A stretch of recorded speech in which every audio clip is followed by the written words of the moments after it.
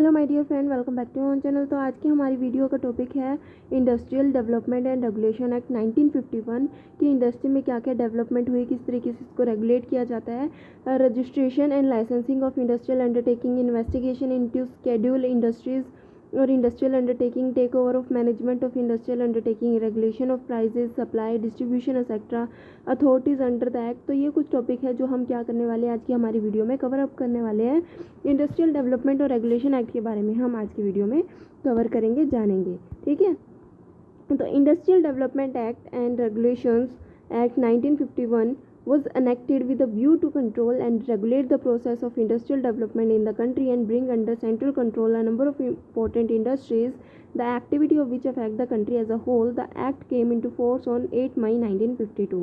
इसमें ये कहा गया है कि जो हमारा इंडस्ट्रियल एक्ट है, ठीक है, 1951, इसको कब इनेक्ट किया गया था? 1951 में इनेक्ट किया गया था। जिसका मेन व्यू क्या था? जिसको इनेक्ट करने का मेन रीज़न यही था कि जितनी भी इंडस्ट्री हमारी कंट्री के अंदर है उसको हम कंट्रोल कर सके और उसकी प्रोसेसेस को रेगुलेट कर सके। ठीक है, तो इसमें यही था कि बहुत सारी जो भी इंडस्ट्रीज़ रेगुलेट की जा रही है कंट्री के अंदर, ठीक है, वो कहीं ना कहीं एक सेंट्रल कंट्रोल के अंदर उनको लाया जाए। ठीक है, और ये जो एक्ट था, ठीक है, ये फोर्स में कब आया, कब से ये लागू हुआ? 8 मई 1952 से ये जो था फोर्स में आ गया। The objective of the act sought to accomplish were, इस एक्ट को लाने का क्या ऑब्जेक्टिव था? Regulation of industrial investment and production according to plan, priorities and target, कि जो भी इन्वेस्टमेंट है कि कितनी इन्वेस्टमेंट होनी चाहिए, किस तरीके से प्रोडक्शन होनी चाहिए, जो भी प्लान किया गया है, प्लान, प्रायोरिटी या टारगेट के अकॉर्डिंग जो है इन इंडस्ट्री की इन्वेस्टमेंट और प्रोडक्शन को रेगुलेट करना। सेकेंड है protection of small entrepreneur against competition from large unit. Small entrepreneur को क्या करना? प्रोटेक्ट करना against the competition from the large unit. Large unit क्या कर सकती है? कहीं ना कहीं कंपटीशन दे सकती है स्मॉल एंटरप्रेन्योर को, क्योंकि लार्ज स्केल पे वो प्रोडक्शन कर सकती है तो जो है प्राइजेस कम रख सकती है। तो कहीं ना कहीं ये क्या करती है? कंपटीशन बहुत ज़्यादा देती है स्मॉल एंटरप्राइजेस को। इसलिए क्या करना, इस एक्ट का मेन एम था कि जो भी स्मॉल एंटरप्रेन्योर है उनको प्रोटेक्ट करना from the competition which is provided by the large units. ठीक है, उसके बाद आता है prevention of monopoly and concentration of ownership of industry. उसके बाद आता है balance regional development with the view to reducing disparities in the level of development in different region of the countries. कहीं ना कहीं एक बैलेंस रीजनल डेवलपमेंट होना, economy के अंदर किसी भी तरीके की डिस्पैरिटीज ना होना। ठीक है, उसके बाद आता है कि एक पॉइंट ये भी था कि इसमें प्रिवेंशन करना, किस चीज़ से प्रिवेंट करना, कि कोई भी कंट्री, कोई भी इंडस्ट्री जो है वो मोनोपोली ना क्रिएट कर ले। ठीक है, अगर वो मोनोपोली क्रिएट कर लेती है तो कहीं ना कहीं वो अपने हिसाब से जो है प्राइस सेट करती है। ठीक है, इसलिए क्या किया गया, ये मेन ऑब्जेक्टिव था कि इंडस्ट्रियल एक्ट को लाया जाए। It was hope that through the instrument of industrial licensing the government would be able to direct investment in most important areas, correlate demand and supply in the domestic market and ensure optimum utilization of social capital in the country। तो क्या किया गया? Industrial licence को लाया गया। Industrial licence क्या करता है? कहीं ना कहीं इंडस्ट्रियल लाइसेंस की वजह से गवर्नमेंट क्या कर सकती है? डायरेक्ट कर सकती है कि कहाँ पे, किस एरियाज़ में कितनी इन्वेस्टमेंट करनी है, डिमांड और सप्लाई को कोरिलेट कर सकती है। ठीक है, साथ ही साथ जो भी सोशल कैपिटल है इकोनॉमिक के अंदर, कंट्री के अंदर, उसका ऑप्टिमम यूटिलाइजेशन किया जाए।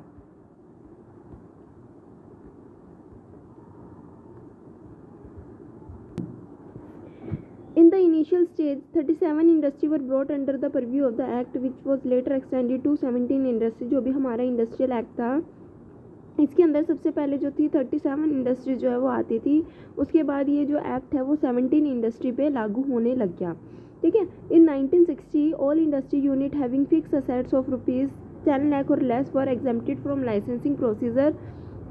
1960 में ये कहा गया कि जो इंडस्ट्री जिनकी फिक्स असेट्स जो है 10 लाख या उससे कम है, तो उन इंडस्ट्रियल यूनिट को जो है लाइसेंस लेने की ज़रूरत नहीं है। ठीक है, this exemption limit has been reviewed upward from time to time, and as at present only projects involving an investment in fixed assets of more than ₹75 crore if located in centrally declared backward areas and ₹25 crore in if located in non backward areas require industrial license under the act।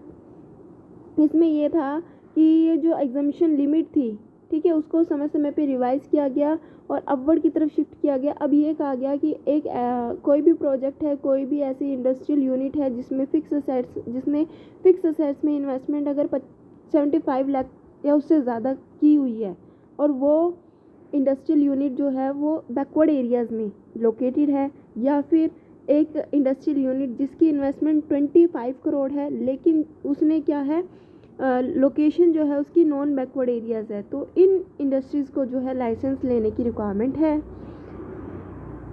अब कहा गया not only that as a consequence of liberalization of industrial licensing policy through the 80s, the government de-licensed 28 broad categories of industries and various concessions were granted to MRTP and FARA companies.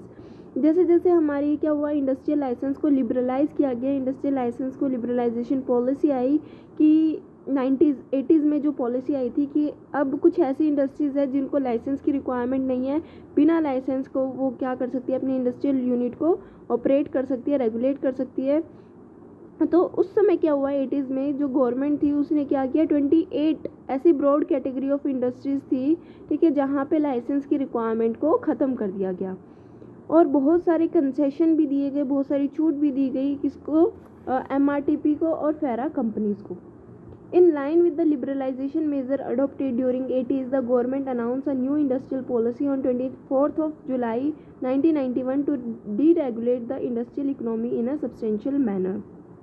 क्या हुआ, जैसे जैसे liberalisation measures को adopt किया गया 80s में, तो government ने क्या किया, announce the new industrial policy. Government ने एक नई इंडस्ट्रियल पॉलिसी को अनाउंस किया 24 जुलाई 1991 कि अब किस तरीके से जो है इंडस्ट्रियल इकोनॉमी को रेगुलेट किया जाएगा, ठीक है। The industrial license was abolished for all but 18 industries, and with the time the number has been reduced further and licensing is compulsory for only 6 industry. तो बेसिकली ये क्या कह रहा है कि सबसे पहले कि अगर हम स्टार्ट करें तो पहले इंडस्ट्री को रेगुलेट किया जा रहा था, ठीक है, उसकी डेवलपमेंट को। तो जो गवर्नमेंट थी वो बताती थी कहाँ पे आपको इन्वेस्टमेंट करनी है, कितने की इन्वेस्टमेंट करनी है, ताकि डिमांड और सप्लाई को कोरिलेट किया जा सके और जो भी हमारी इकोनॉमी के रिसोर्सेज है, ठीक है, जो भी कैपिटल है उसका ऑप्टिमम यूटिलाइजेशन किया जाए। तो गवर्नमेंट क्या करती थी, लाइसेंस देती थी कि जिस भी इंडस्ट्री के पास लाइसेंस होगा वही ऑपरेट कर सकती है। लेकिन उस समय क्या हुआ कि गवर्नमेंट ने कहा 1960s में कि कुछ ऐसी इंडस्ट्री जिसकी फिक्स असेट्स की वैल्यू 10 लाख या उससे कम है तो उनको लाइसेंसिंग प्रोसीजर की ज़रूरत नहीं है। फिर क्या हुआ, ये जो एग्जामिशन लिमिट थी वो रिवाइज हुई, बार बार चेंज हुई और समय समय पे ये क्या होने लगे, बढ़ने लगी। लेकिन क्या हुआ कि जो इन्वेस्टमेंट की अगर हम बात करते हैं तो गवर्नमेंट ने कहा कि अगर कोई ऐसी इंडस्ट्री है जिसके 75 लाख या उससे ज़्यादा की इन्वेस्टमेंट है, इसमें कहा गया कि only projects involving an investment in fix assets of more than 75 crore, 75 crore, ठीक है, उससे ज़्यादा की अगर इन्वेस्टमेंट है, ठीक है, कि कहाँ पे इन्वेस्टमेंट की हुई, लोकेशन बताइए। अगर सेंट्रली डिक्लेयर्ड बैकवर्ड एरियाज़ में अगर आपने इन्वेस्टमेंट किया और आपकी इन्वेस्टमेंट की वैल्यू 75 करोड़ से ज़्यादा है तो आपको लाइसेंस की ज़रूरत है। अगर 75 करोड़ से कम है तो लाइसेंस की रिक्वायरमेंट नहीं है। इसी तरीके से एक एरियाज़ और बताया जो है non backward areas. Backward areas में जो इन्वेस्टमेंट है अगर 75 लाख करोड़ से ज़्यादा है तो आपको लाइसेंस की रिक्वायरमेंट है, 75 करोड़ से कम है तो लाइसेंस की रिक्वायरमेंट नहीं है। उसके बाद ये कहा गया कि अगर आपने इंडस्ट्री को सेटअप किया है नॉन बैकवर्ड एरियाज़ में तो आपकी जो इन्वेस्टमेंट है अगर तो 25 करोड़ से ज़्यादा है तो आपको लाइसेंस की रिक्वायरमेंट है, नहीं तो लाइसेंस की रिक्वायरमेंट नहीं है। 80s में क्या हुआ, फिर ये तो हमने बात की थी 60s की, उसके बाद आया समय 80s का। 80s में लिबरलाइजेशन पॉलिसी आ गई थी, ठीक है, इंडस्ट्रियल लिबरलाइजेशन पॉलिसी आई। तो उसमें क्या हुआ कि 28 ऐसी कैटेगरीज थी इंडस्ट्रीज़ की जहाँ पे लाइसेंस की रिक्वायरमेंट नहीं है, ठीक है, और जो MRTP और फेरा कंपनीज थी उनको भी कुछ जो है वो कंसेशन प्रोवाइड कर दी गई थी उस समय। फिर क्या हुआ कि जैसे जैसे हमने 80s में लिबरलाइजेशन मेजर्स को अडॉप्ट किया जहाँ पे हमने फेरा और MRTP कंपनीज़ को जो है कुछ कंसेशन दी, कुछ ग्रांट्स जो थी वो दिए और साथ ही साथ 28 ऐसी ब्रॉड इंडस्ट्रीज़ थी, कैटेगरी ऑफ इंडस्ट्रीज थी जहाँ पे हमने लाइसेंस की रिक्वायरमेंट को ख़त्म कर दिया। उसके बाद 90s में क्या हुआ, 1991 में क्या हुआ, जब हमारी न्यू इंडस्ट्रियल पॉलिसी आई, तो अब कुछ सारी के सारी जितने भी इंडस्ट्रीज़ थी उनको लाइसेंस की रिक्वायरमेंट नहीं थी। कुछ 18 इंडस्ट्रीज़ थी उस समय 1991 में क्या हुआ कि कुछ 18 इंडस्ट्रीज़ को ये ऐसा रखा था जिनको लाइसेंस की रिक्वायरमेंट है। बाकी इंडस्ट्रीज़ जो है बिना लाइसेंस की जो है वो ऑपरेट कर सकती है, अपने जो है रेगुलेट कर सकती है अपने बिजनेस को। तो इंडस्ट्रियल लाइसेंस जो था वो अबॉलिश कर दिया गया था, ख़त्म कर दिया गया था हर किसी के लिए। लेकिन कुछ ऐसी 18 इंडस्ट्रीज़ थी जिसको लाइसेंस की ज़रूरत थी। बाद में क्या हुआ, कुछ समय बाद इन 18 इंडस्ट्रीज़ में से भी 6 इंडस्ट्रीज़ को रखा गया जिसको लाइसेंस की रिक्वायरमेंट है, जो कि कंपलसरी इंडस्ट्री है। बाकी जो 12 इंडस्ट्री बची उनको भी अब लाइसेंस की रिक्वायरमेंट नहीं रहेगी। ठीक है, अब हम बात करते हैं important provision of the act which is related to registration and license of industrial undertaking. क्या क्या चीज़ें हम पढ़ने वाले हैं अब आगे कि किस तरीके से रजिस्ट्रेशन होता है इंडस्ट्रियल अंडरटेकिंग का, किस तरीके से लाइसेंस जो है उनको प्रोवाइड किए जाते हैं, इन्वेस्टिगेशन करना किस तरीके से उन शेड्यूल इंडस्ट्रीज़ में या इंडस्ट्रियल अंडरटेकिंग की इन्वेस्टिगेशन होती है, take over of management, industrial undertaking को कब टेक ओवर किया जाता है, regulation of price, supply, distribution, industrial undertaking के प्राइस को, सप्लाई को, डिस्ट्रीब्यूशन को किस तरीके से रेगुलेट किया जाता है, and constitutions of authority concern. तो ये कुछ इंपॉर्टेंट प्रोविज़न है इस एक्ट से जो कि हम पढ़ने वाले हैं। ठीक है, उसके बाद सबसे पहला हमारा जो पॉइंट है वो है registration and licensing of industrial undertaking. जो भी हमारी इंडस्ट्रियल अंडरटेकिंग है, जो भी हमारी इंडस्ट्रीज़ है, उसको किस तरीके से रजिस्टर करवाया जाता है या फिर किस तरीके से लाइसेंस जो है, कौन कौन सी ऐसी इंडस्ट्री है जहाँ पे लाइसेंस की रिक्वायरमेंट है, कौन कौन सी ऐसी इंडस्ट्री है जहाँ पे लाइसेंस की रिक्वायरमेंट नहीं है, वो सारी बातें जो है हम इसमें पढ़ेंगे। तो सबसे पहले हम बात करते हैं रजिस्ट्रेशन की।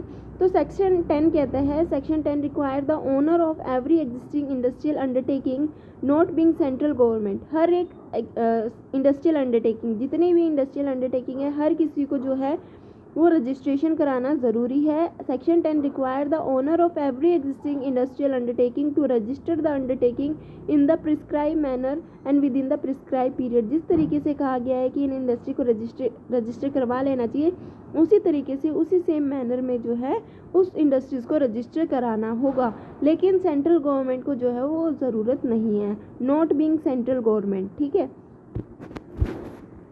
इसमें कहा गया where an industrial undertaking is so registered, it is issued a certificate of registration containing the productive capacity of the industrial undertaking and such other particular as may be prescribed। जब कोई भी एक industrial undertaking अपने आप को register करवाती है तो वो क्या करती है, एक सर्टिफिकेट ऑफ रजिस्ट्रेशन इशू करती है।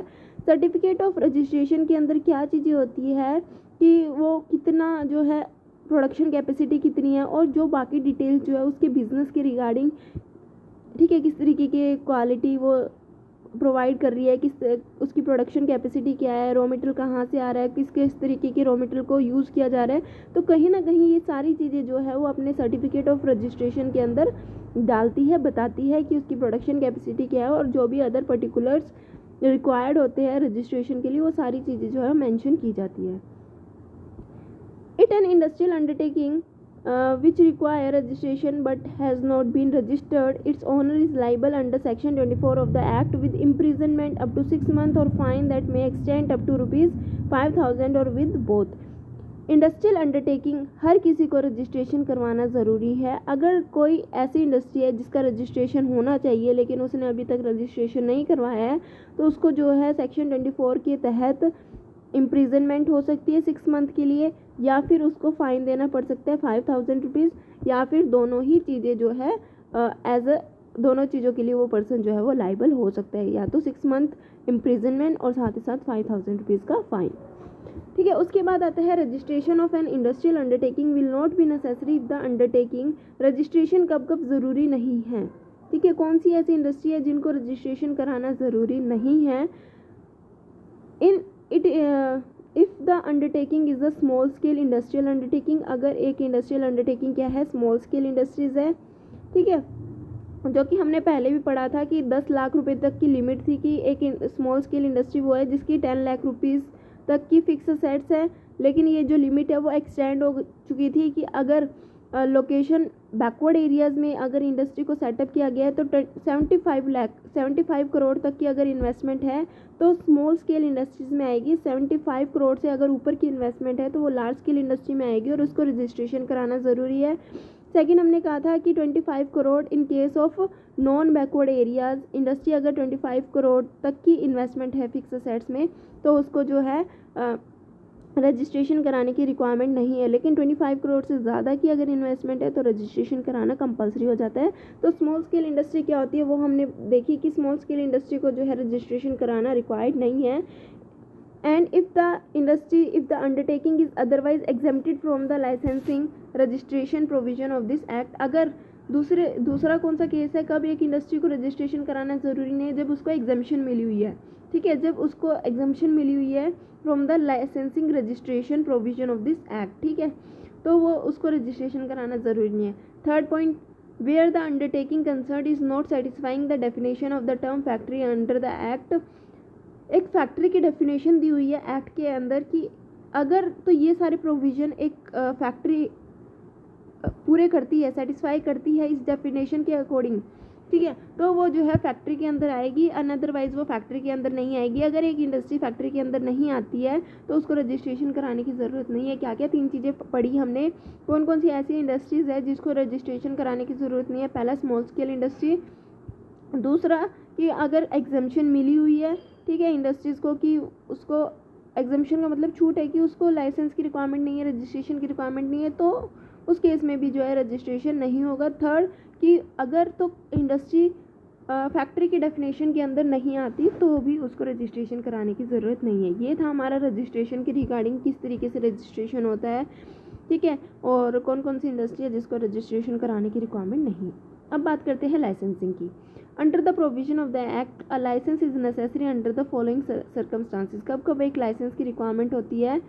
Establishing a new industrial undertaking, जब भी हम एक नई इंडस्ट्रियल अंडरटेकिंग को एस्टैब्लिश करते हैं, ठीक है, तो as stated earlier licensing is no more compulsory except in the case of 6 industries as given in the schedule 2 as per notification dated 25/7/1991। इसमें कहा गया है कि वैसे हमने पढ़ा था अभी कि जब क्या हुआ, लिबरलाइजेशन आया, ठीक है, इंडस्ट्री को लाइसेंस की रिक्वायरमेंट नहीं थी।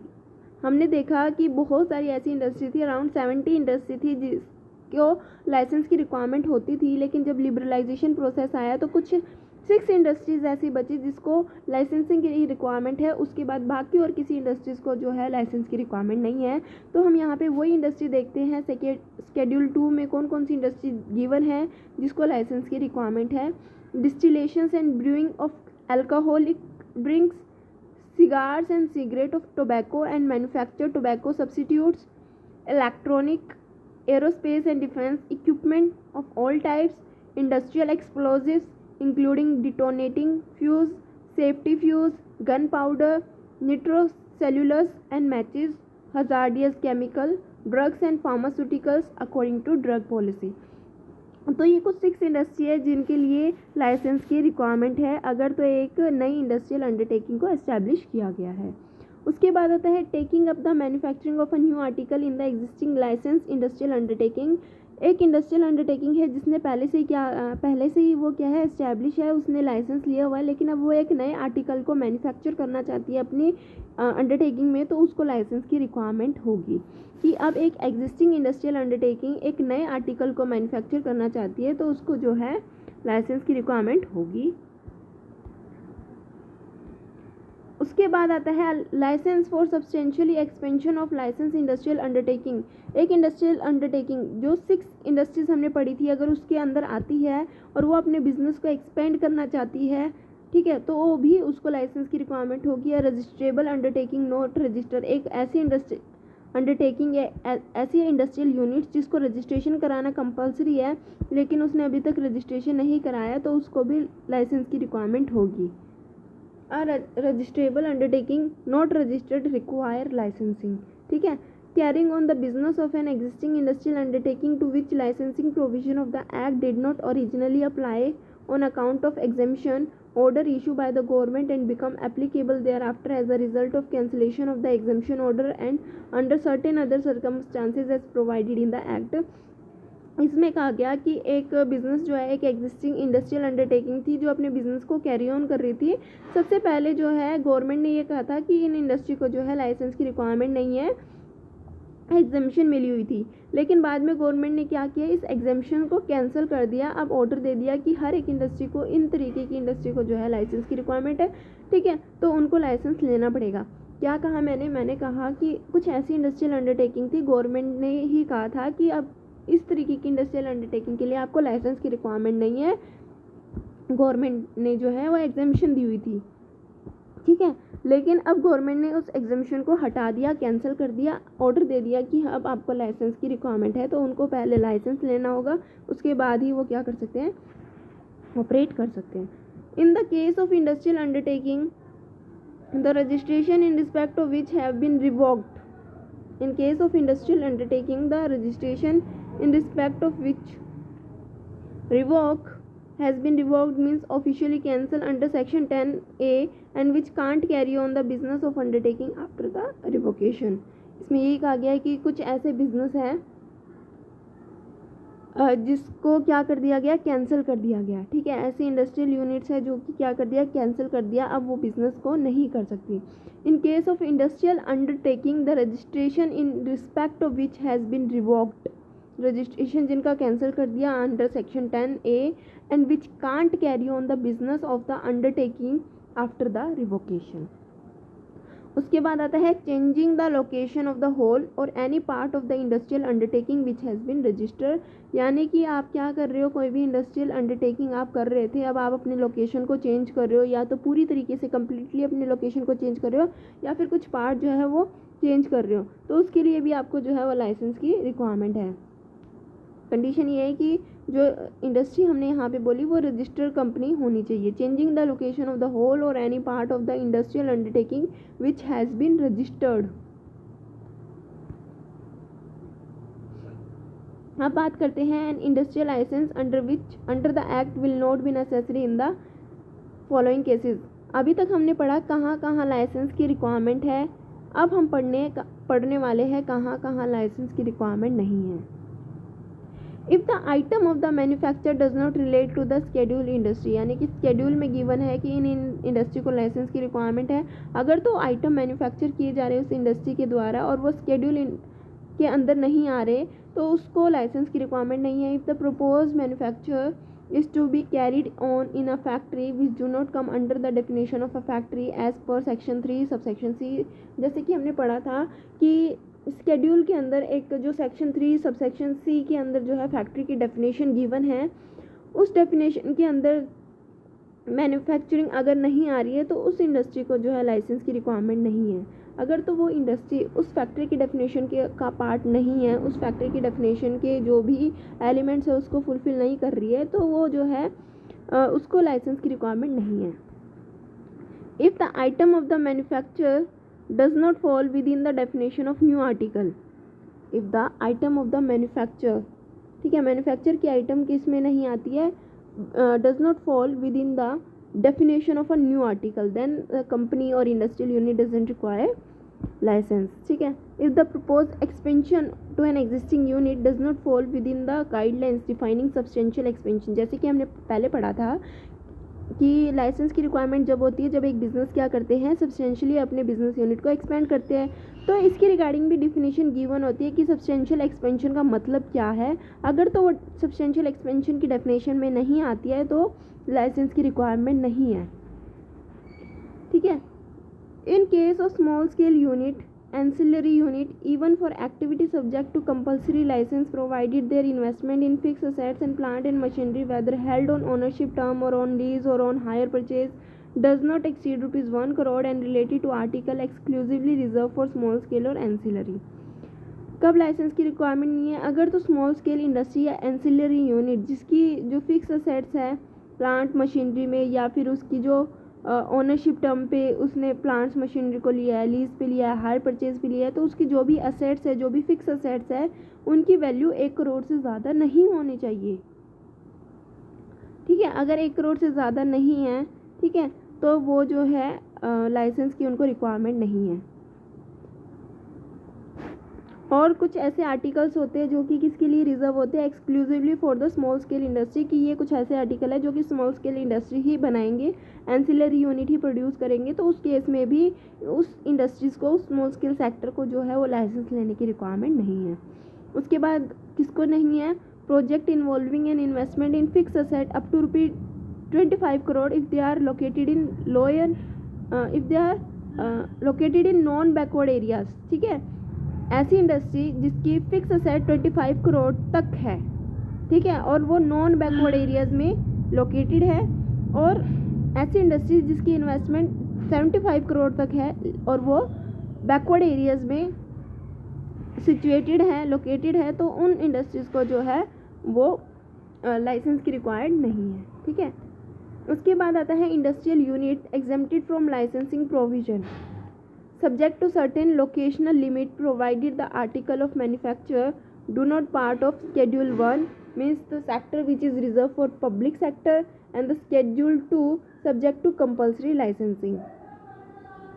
उन इंडस्ट्रियल यूनिट्स को जो है लाइसेंस की रिक्वायरमेंट नहीं है, लाइसेंसिंग से एग्जेम्पशन दी हुई है, चाहे वो MRTP हो, चाहे वो फेमा कंपनीज हो, ये सारी की सारी कंपनीज को इंक्लूड करके, लेकिन सर्टेन लोकेशनल लिमिट है कि कुछ स्केड्यूल 1 में और स्केड्यूल 2 में जो हमें गिवन है, ठीक है, जो स्केड्यूल 1 या स्केड्यूल 2 का पार्ट नहीं है। स्केड्यूल 1 कहता है कि कुछ ऐसी इंडस्ट्री जो कि पब्लिक सेक्टर के लिए रिजर्व है, कुछ ऐसी इंडस्ट्री है जिसको कंपलसरी लाइसेंस की रिक्वायरमेंट है, उन सबको छोड़ के जो है इंडस्ट्रियल यूनिट को एग्जेम्पशन मिली हुई है लाइसेंसिंग से।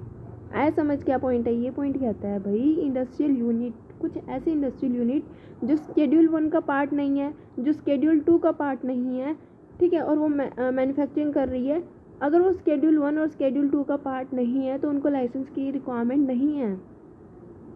It may be noted that in respect of new project for manufacturing of article not covered by compulsory licensing, it may be noted that in respect of new project for manufacturing of articles not covered by compulsory license or their substantial expansion, the only requirement is that industrial undertaking shall file a memorandum called industrial entrepreneur memorandum in prescribed form to the secretariat for industrial approval in the ministry of industry and obtain an acknowledgement। इसमें यही कहा गया है कि एक industry है जो नए प्रोजेक्ट पे काम कर रही है, नया project for manufacturing of article जो कंपलसरी लाइसेंस के अंदर नहीं आती, या फिर जिसको सब्सटेंशियली एक्सपेंड करना है, ठीक है, उसको लाइसेंस की रिक्वायरमेंट नहीं है। अगर तो वो सब्सटेंशियल एक्सपेंशन की डेफिनेशन में नहीं आती, अगर तो वो कंपलसरी लाइसेंस की डेफिनेशन में नहीं आती, उनको लाइसेंस की रिक्वायरमेंट नहीं है, लेकिन उनको एक मेमोरेंडम जो है वो फाइल करना पड़ता है, जिसको हम बोलते हैं इंडस्ट्रियल एंटरप्रेन्योर मेमोरेंडम, ठीक है, in the prescribe form to the secretariat, किसको? सेक्रेटरीट को, for industrial approval in the ministry of industry and obtain an acknowledgement. Basically यही कहा गया है कि नया प्रोजेक्ट अगर कोई भी मैन्युफैक्चरिंग का स्टार्ट कर रहा है, कि एक आर्टिकल को मैन्युफैक्चर करना है, वो कंपलसरी लाइसेंस के अंदर नहीं आती, सब्सटेंशियल एक्सपेंशन की डेफिनेशन में नहीं आती, उनको लाइसेंस की ज़रूरत तो नहीं है, लेकिन इस तरीके की इंडस्ट्रीज़ को, अंडरटेकिंग को एक मेमोरेंडम फिल करना पड़ता है, जिसको हम इंडस्ट्रियल एंटरप्रेन्योर मेमोरेंडम बोलते हैं, इन अ प्रिस्क्राइब फॉर्म। जिस भी तरीके से फिल करने के लिए कहा जाए उसी तरीके से उनको फिल करना है। किसको देना है? Prescribe form to the secretariat, ठीक है, सेक्रेटरीट को फॉर इंडस्ट्रियल अप्रूवल, ताकि वो इंडस्ट्री के लिए अप्रूव हो जाए। Such memorandum will also have to file by industrial undertaking engage in non schedule industry. इस तरीके की मेमोरेंडम को और किसके पास फाइल करना होगा? Such memorandum will also have to be filed by industrial undertaking who are engage in non schedule industries. जो कि नॉन स्केड्यूल इंडस्ट्री है, उनको भी ये मेमोरेंडम जो है वो फिल करना पड़ेगा। हालांकि उनको लाइसेंस की ज़रूरत नहीं है, लेकिन उनको ये मेमोरेंडम जो है वो फिल करना पड़ेगा, तभी जो है वो इंडस्ट्री के लिए अप्रूव होंगी। This requirement does not apply to small scale और एंसिलरी यूनिट, यानी कि ये जो मेमोरेंडम की रिक्वायरमेंट हमने बताई, ये स्मॉल स्केल या एंसिलरी यूनिट्स को नहीं होती। आज की वीडियो में हमारा इतना ही, जिसमें हमने पढ़ा industrial registration and development act 19, ठीक है। तो इंडस्ट्रियल डेवलपमेंट एक्ट 1951 के बारे में हमने पढ़ा। इसमें हमने पढ़ा कि रजिस्ट्रेशन किस तरीके से होता है, लाइसेंस की रिक्वायरमेंट किस इंडस्ट्रीज़ को है और किन को नहीं है। वीडियो अच्छी लगी तो लाइक शेयर सब्सक्राइब करना मत भूलना। Thank you for watching.